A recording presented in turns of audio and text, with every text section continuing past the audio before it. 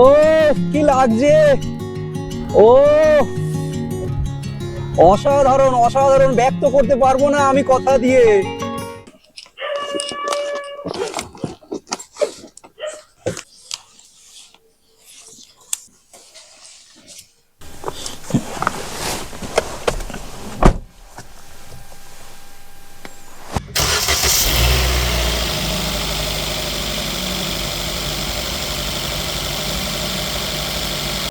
Good morning.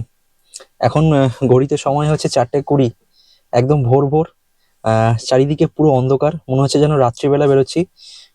গ্রীষ্মকাল হলে, গরমকাল হলে এটা একটু আলাদা অনুভূতি হতো, মানে একটু আলো ফুটে যেত, কিন্তু যেহেতু শীতকাল, দেখতেই পাচ্ছেন একদম টুপি ফুপি পরে, খুব ঠান্ডা কিন্তু বাইরে। তো শীতকালের জন্য একদম পুরো ঘুটঘুটে অন্ধকার এবং সব নিস্তব্ধ। তো সৌগত দাদের পিক আপ করে নিয়েছি এবং দুঃখের সহিত আমাদেরও খুব দুঃখ, এবং সেই দুঃখের সহিত আপনাদেরও আমি জানাচ্ছি যে মানে অমিতরা যেতে পারলো না আর কি। অমিত ইচ্ছা ছিল আমাদের সবার বাইক নিয়ে যাওয়ার, কিন্তু অমিতের নতুন বাইক তো দেখেইছেন আপনারা।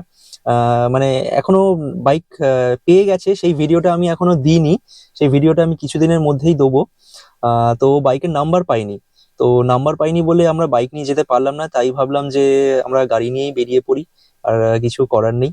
তো চলুন, রাস্তায় যেতে যেতে কথা হবে। চলুন লাল পাহাড়ি দেশে যাই, লালবাহারি দেশে যাই, রাঙামাটির দেশে যাই, রাঙামাটির দেশে যাই, ইথা কামায় মানাই সেনারে, এক্কেবারে মানাইছে না রে। সকাল সকাল বাপুজি সৌগত দেখাচ্ছে, মুখ দিয়ে পুরো ধোঁয়া বেরোচ্ছে। তোমরা একটু টুপি ফুপি পরো, ঠান্ডা লাগছে না তোমাদের? এই তোমার মুখ থেকে ধোঁয়া বেরোচ্ছে তো। হ্যাঁ, ও এখন দেখতে পেয়েছি মুখ দিয়ে ধোঁয়া বেরোচ্ছে। আমরা সিংহলা চা খেতে দাঁড়িয়েছি, এখন দাঁড়িয়ে রয়েছি ডানকুনি টোল। ডানকুনি টোলটা ক্রস করে এসে এখানে একটা চায়ের দোকান আছে, চায়ের দোকানের ভালো একটু চা খেয়ে নি সকাল সকাল। এখনো ঘড়িতে 6টা বাজেনি। আমরা ঘর থেকে বেরিয়েছিলাম ওই ধরে নিন 4:30, দেখিয়েছিলাম আপনাদের টাইমটা, আর এখন ঘড়িতে সময় হচ্ছে 6টা 40। তো 2 ঘন্টার মধ্যে আমরা এখন রয়েছি কোলাঘাট। কোলাঘাট ক্রস করছি, কোলাঘাটে কোথাও দাঁড়াইনি, চা খাইনি, সেই ওখানেই দাঁড়িয়ে যা চা খেয়েছিলাম। এই একটু সোজা দেখিয়ে দাও সৌগতদা, তোমাকে একটু দেখাই। সৌগতদা সামনে ঘোরাও। হ্যাঁ, এই সোজা চলে গেলে আমরা চলে যাচ্ছি এখন দুর্গাপুরের দিকে, আর বাঁ দিকে চলে গেলে তো দীঘা। আর পিছন দিকে খুব সুন্দরভাবে একটা সূর্য উদয় হচ্ছে, সেটা আমি আপনাদের দেখাচ্ছি, একটু দাঁড়িয়ে যান, আমি গাড়িটাকে একটু সাইড করি, তারপর দেখাচ্ছি। আমাকে ক্ষমা করবেন, আমি ওখানে ভুল করে দুর্গাপুর বলে ফেলেছিলাম, কিন্তু অ্যাকচুয়ালি এটা আছি আমরা খড়গপুরের দিকে। আমার সরি, ভেরি সরি। কি সুন্দর সূর্য উদয় হচ্ছে, সানরাইজ।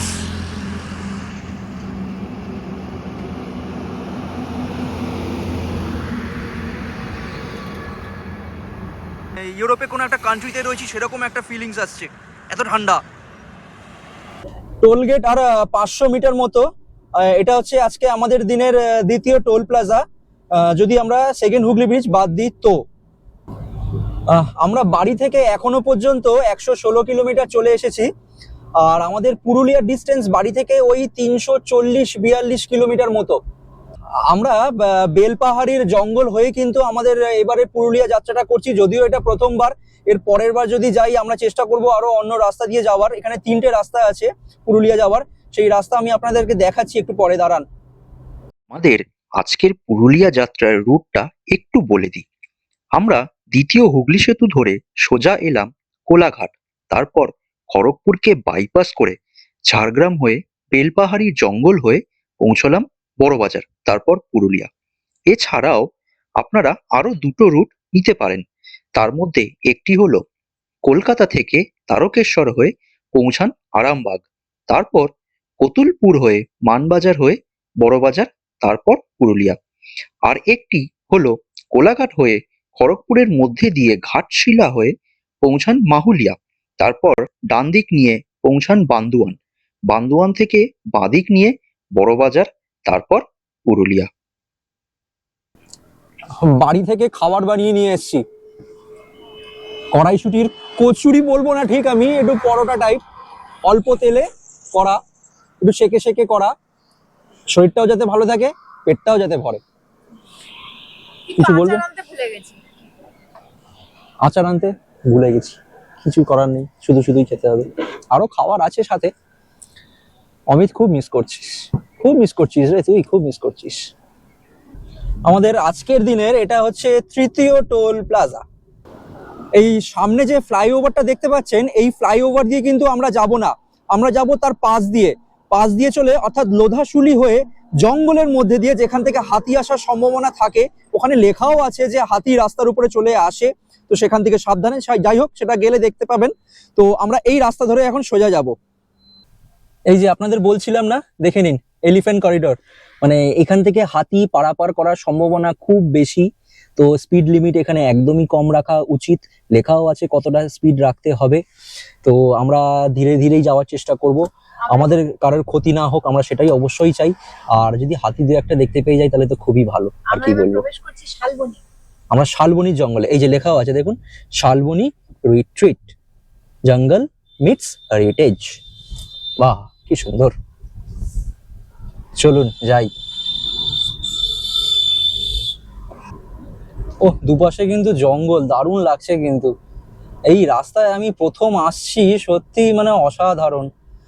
পুরুলিয়া তো কখনো আসিনি আগে, এই হচ্ছে প্রথমবারে এসে অভিজ্ঞতা, মানে যে কোনো জায়গায় হোক না কেন, প্রথমবার যে জায়গায় যাবেন সেই জায়গার অভিজ্ঞতা কিন্তু দারুণ হয়। দেখুন, সবাই কিন্তু ফটো সেশনে ব্যস্ত।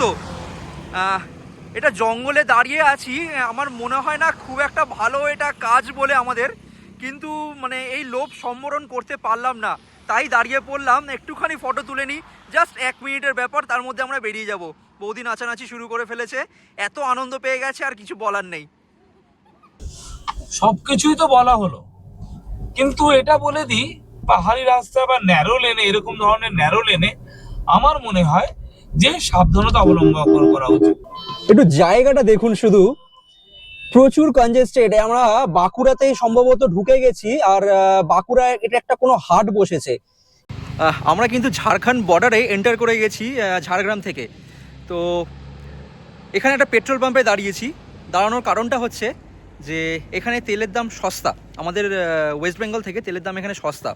এখানে পেট্রোলের দাম হচ্ছে 98.02, যেখানে আমাদের ওখানে পেট্রোলের দাম নেয় 105 টাকা 10 পয়সা। তো ওই জন্যই ভাবলাম তেলটা একদম ভরিয়ে নিই। সামনেটা দেখুন, মানে চোখের সামনে সদৃশ্যভাবে যেটা দেখা যায় সেটা আমি ক্যামেরায় আপনাদের সামনে প্রকাশ সত্যিই করতে পারবো না, কিন্তু সামনে মনে হচ্ছে অসাধারণ, মনে হচ্ছে একটা দৈত্যাকার একটা কিছু সামনে দাঁড়িয়ে রয়েছে আমাদের চোখের সামনে, দেখলে ওরকমই মনে হচ্ছে। কিন্তু আমি বলবো আপনারাও আসুন আর এরকমভাবে দেখে যান, আর চোখের দেখাতে সেটা এনজয় করে যান। আমরা সোনকুপি ক্রস করছি, আর 2 মিনিটের মধ্যে পৌঁছে যাব আমাদের রিসর্ট। আমরা রিসর্টটাকে ক্রস করে চলে এসেছিলাম, তাই আবার গাড়িটা ঘোরাতে হলো। এই হচ্ছে আমাদের রিসর্ট, পলাশ শোভা রিসর্ট।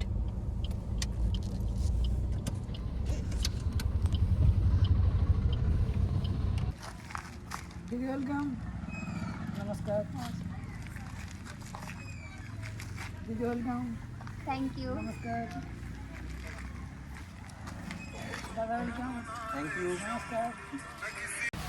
এই সামনে হচ্ছে রাস্তা, মেন রোড থেকে এই গেট, এখান দিয়ে ঢুকে সোজা আমাদের এখানে গাড়ি রাখলাম, রেখেই পাশেই হচ্ছে আমাদের দুটো রুম।